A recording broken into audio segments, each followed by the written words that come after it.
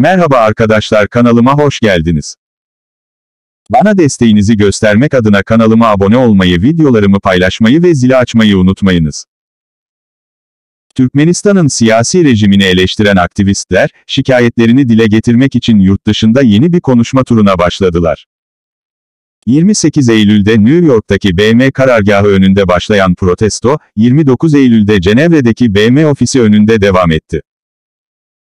28 Eylül'de yurt dışında yaşayan Türkmenlerin New York'taki BM karargahı önünde protestoları başladı. Amerika Birleşik Devletleri ve Kanada'da yaşayan Türkmen aktivistler, Türkmenistan'daki nüfusun sosyal ve ekonomik zorluklar ve siyasi baskı ile karşı karşıya olduğuna dikkat çekti.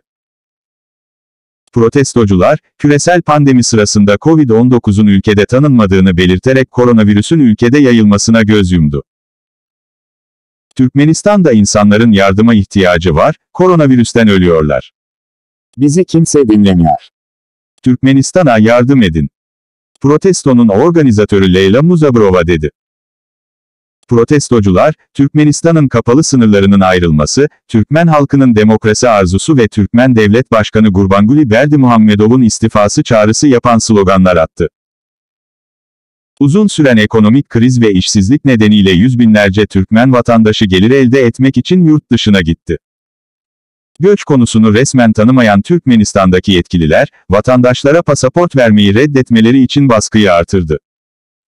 Türkiye'deki düzinelerce Türkmen aktivist, ülkenin Türkmen toplumundaki sorunlarından artan memnuniyetsizliğin ortasında son günlerde baskı ve gözdağı altına alındı.